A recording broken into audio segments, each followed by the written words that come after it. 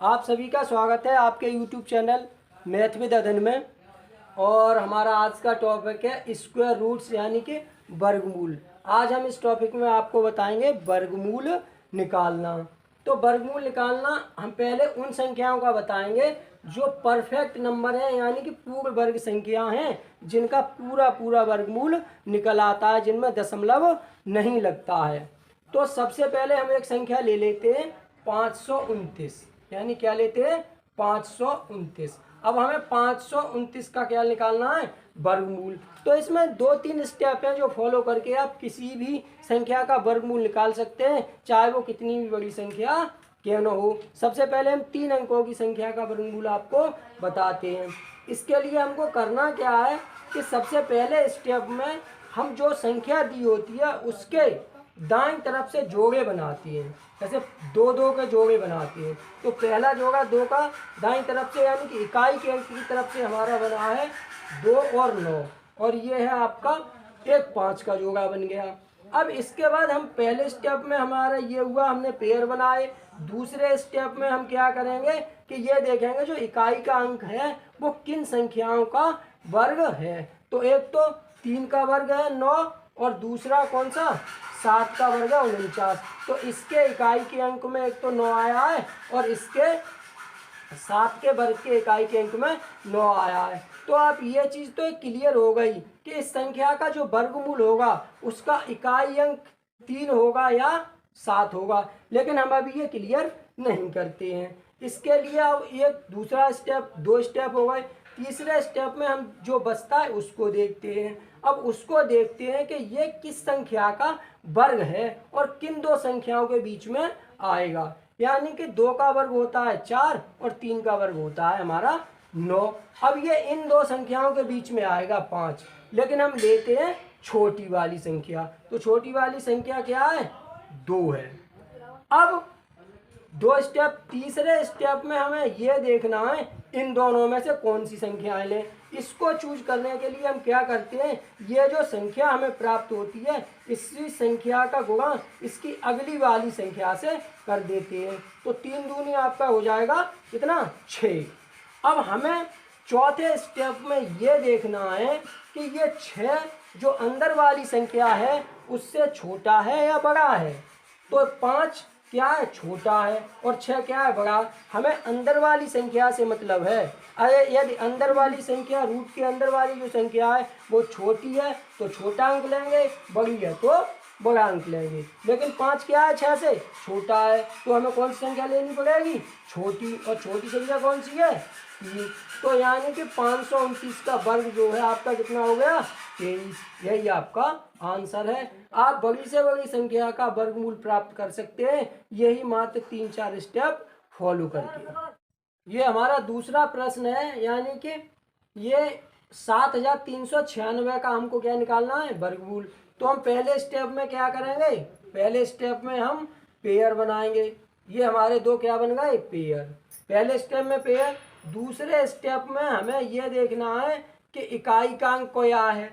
इकाई का अंक 6 है, तो इकाई का अंक 6 है। 6 किस किस में आता है, किस किस के वर्ग में है 6, एक तो है 4 के वर्ग में है और दूसरा 6 के वर्ग में है। किसके वर्ग में है, 4 के वर्ग में है और आपका 6 के वर्ग में है। आपको ये और बता दें कि यदि आपको एक पता है संख्या की ये 6 किसके वर्ग में है, 6 एक तो 4 के वर्ग में है, अब आपको दूसरा देखना नहीं पड़ेगा। कैसे, इन दोनों संख्याओं का योग जो है 10 होता है। 6 और 4 10, जैसे मैंने पिछले प्रश्न में बताया था उसका भी आपका कितना होगा, 3 और 7 दोनों के अंकों का योग 10 हो गया। यानी कि यदि आपको एक संख्या पता है, क्या पता है, एक संख्या यदि आपको पता है तो आप उस 10 में से उस संख्या को घटा दीजिए, आपको दूसरी संख्या प्राप्त हो जाएगी। टेबल में आपको देखना नहीं पड़ेगा। जैसे हमें पता है कि 4 के वर्ग में 6 आता है, तो 10 में से आप 4 को घटाएं तो आपका कितना बचता है, 6। कितना बचता है, 6। तो आप एक को देख लीजिए और दूसरे को आप स्वतः ही पता कर लीजिए। तो इन संख्याओं से यह निश्चित होता है कि या तो इसके इकाई का अंक 4 होगा या फिर 6 होगा, लेकिन अभी हम ये क्लियर नहीं करते हैं। अब इसके बाद हम दूसरे पेयर पर जाते हैं 73। अब 73 हमें यह देखना है कि ये किस संख्या का वर्ग है या किस संख्या के वर्ग के बीच में आएगा। तो 73 आप यहाँ देखेंगे 64 और 81 के बीच में आपका आएगा, इसलिए हम सबसे पहले क्या लेंगे, छोटे वाला अंक कितना लेंगे, 8। क्या लेंगे, 8 लेंगे। अब हम अगले स्टेप में ये देखते हैं कि इन दोनों में से क्या चूज करें। तो इसके लिए इसकी अगली संख्या से गुणा कर दीजिए। अगर आप 9 से गुणा करेंगे 9 अट्ठे 72 हो जाएगा। अब ये समझिए कि जब 9 अट्ठे 72, अब हमको अंदर वाली संख्या देखनी है। अंदर वाली संख्या बड़ी है या छोटी, 72 ज़्यादा है या 73, 73 ज़्यादा है, यानी कि अंदर वाली संख्या क्या है, बड़ी। तो हमें कौन सा अंक लेना है, बड़ा अंक लेना है।